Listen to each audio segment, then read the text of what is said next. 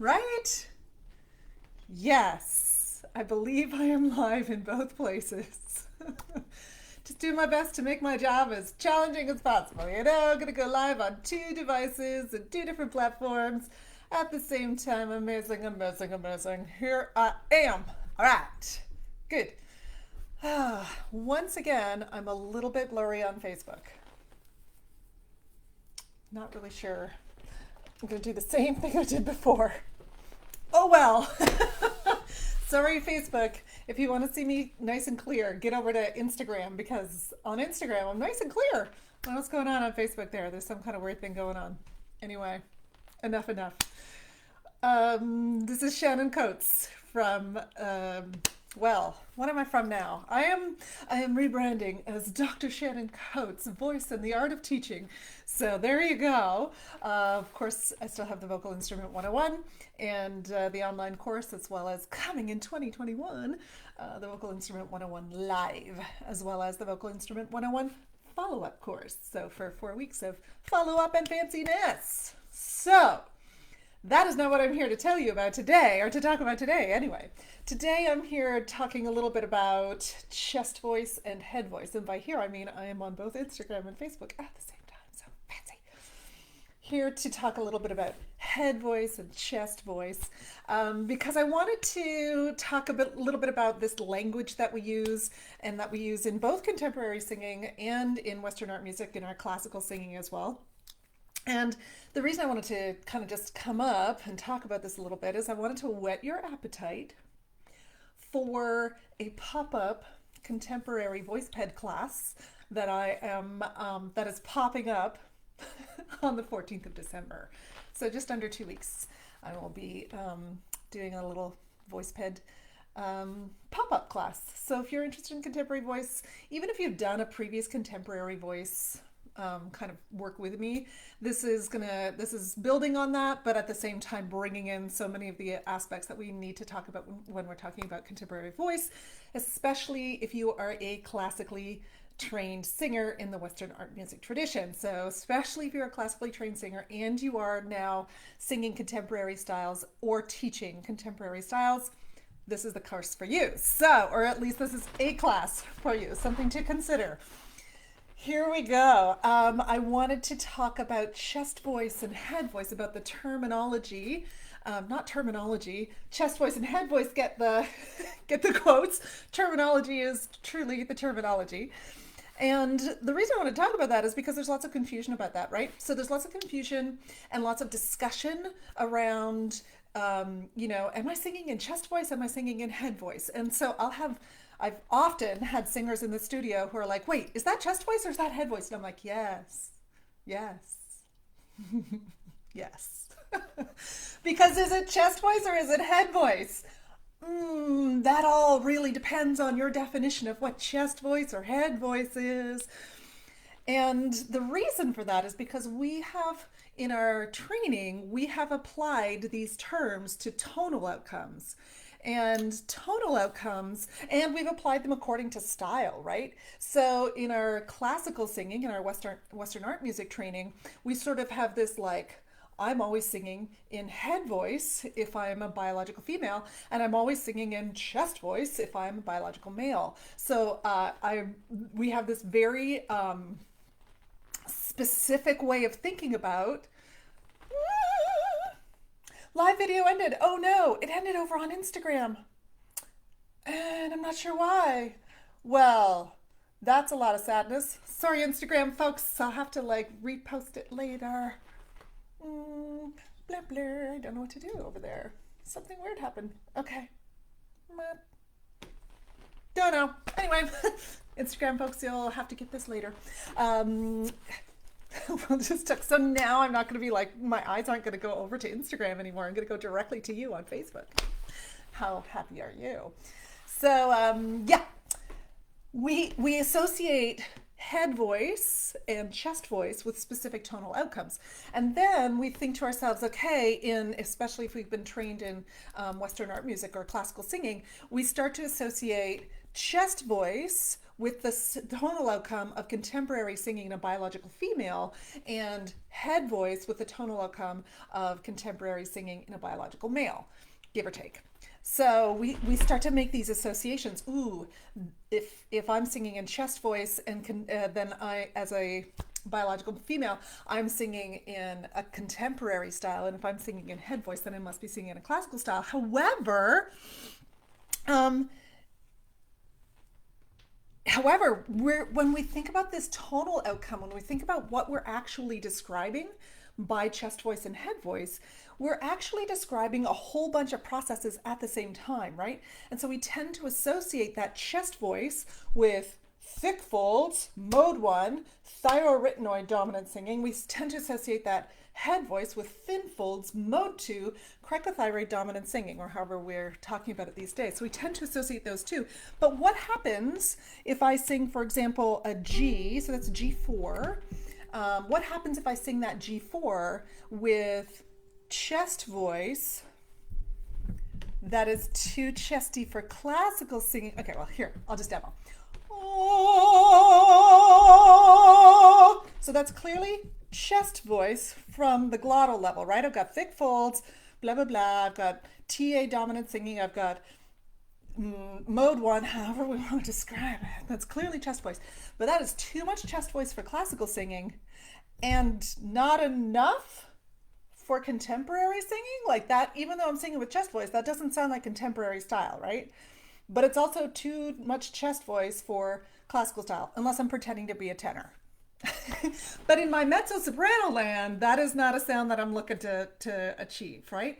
Too much chest voice. On the other side, if I do a head voice sound, like my classical singing, oh,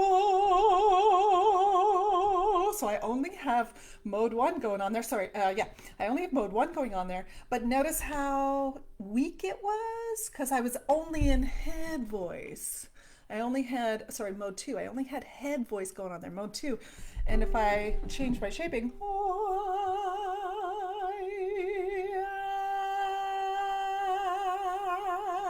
definitely not a classical sound, even though I'm in head voice. So what is happening there? So I want to kind of break down all of what we're doing when we're mixing and all that kind of stuff when we're talking about contemporary sound. And I want to break it down in both, if you had a testosterone-influenced puberty and if you did not have a testosterone-influenced puberty in terms of where we are in the pitch range. But I want to just talk today about one little thing to kind of whet your appetite and to think about between now and if I see you in class on the 14th. And I should say too, when I first started to do, I was first in a voice pedagogy class, and in my undergraduate degree, and I learned that chest voice is when the thyroarytenoid is engaged and the vocal folds are thick, and head voice is when the vocal folds are thin and the cricothyroid is engaged. It was like, what? That's amazing. And I loved having that information. For me, it really explained so many things, right? Like, oh, that's why there's a break, because we move from chest voice to head voice. Or we move from like thyroarytenoid to cricothyroid, or move like thick folds to thin folds. That's why there's a break there. That's why there are registers, and that's what chest voice and head voice means. And because I was training in the classical tradition as well, because I was training in Western art music, I just applied that. I was like, perfect. Head voice. When I sing my arias, I'm singing them all in head voice, right, Nikki? I know. I was like, yes, this information is life-changing.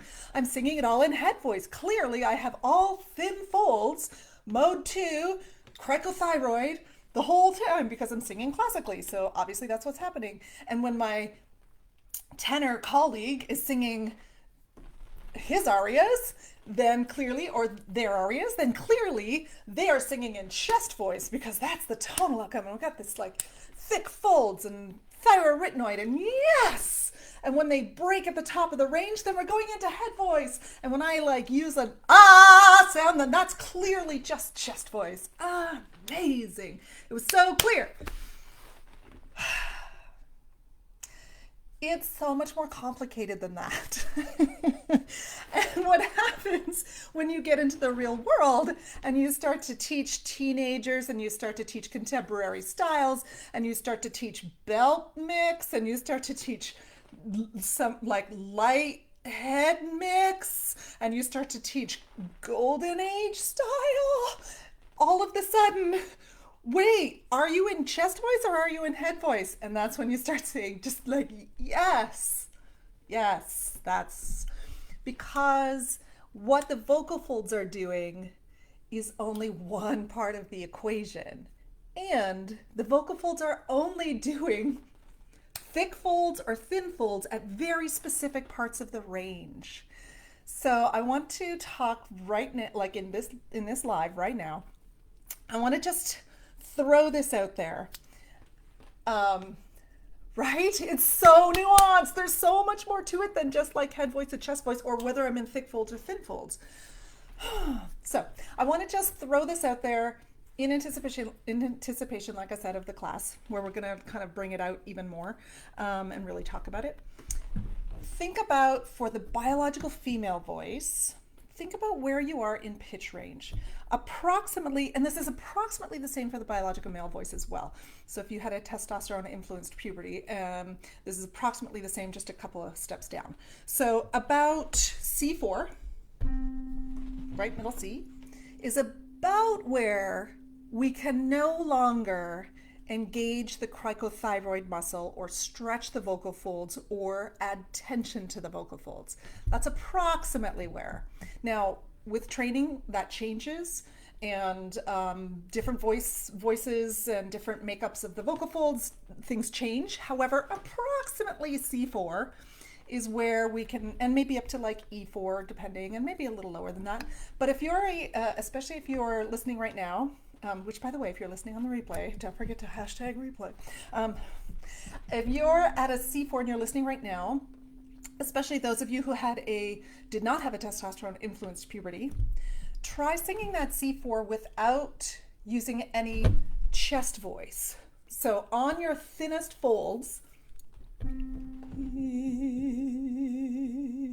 that's as loud as I can get, because if I get louder, if I try to add any substance to that sound, I'm going to thicken up the folds, it's going to get bulky, right? As soon as I add, it doesn't even matter, right? Those folds are going to get bulky as soon as I want to get louder than that. So C4 is about where I stop being able to sing in any kind of mix, right? I start to exclusively have mode 1, thick folds, etc. Or chest voice, where I can actually say chest voice as if I'm only relating chest voice to what's happening in the vocal tract, like in the glottis, if I'm only relating chest voice to what's happening at my fold level, C4 is about where I'm in chest voice, exclusively, mode 1. Thyroarytenoid dominant, thick folds, square glottis, however, all of the things exclusively. And then at the other end of the range, about C5, and maybe a little higher, but about C5 is where, as a biological female, my voice, I'm going to start to not be able to bulk up the folds anymore. So the folds are going to be at that thin edge, mode 2, pure head voice, if you will. Again, if we're associating head voice with what's happening at the glottis, and we're not associating head voice with all of the things that happen to create the sound, we're just saying, oh, that's what's happening at the vocal folds. So C5, like I can still bulk up a little bit. I'm also well trained, so I can do that. But C5 about that, maybe D5, E5. By the time we're at F5, we are pretty much only able to have thin folds, mode 2, etc. In biological males, in biological males, especially untrained, we're looking at sort of G3 to G4. That's kind of the octave that we're looking at as well. And if you think about that, an untrained bio male will likely break into head voice a little earlier than that, but we're also asking our tenors to stay thick and bulky up to about a C5, right? That's about where we're asking tenors. And the reason for this is not because male, female singing. It has nothing to do with that. It has everything to do with how fast that frequency is of the upper pitches or the lower pitches. So the faster the frequency, the thinner the folds need to be and the more tense they need to be in order to vibrate that quickly, right? So by the time I get to a C5, about 500 cycles per second, a little more than that, but about 500 cycles per second, that's really fast vibration. So the folds have to be at their thinnest. They don't have to be at their thinnest, but they have to start to get to that thinness in order to be able to vibrate that quickly. By the time I'm at C4, which is about a little over 250 cycles per second, that's much slower now.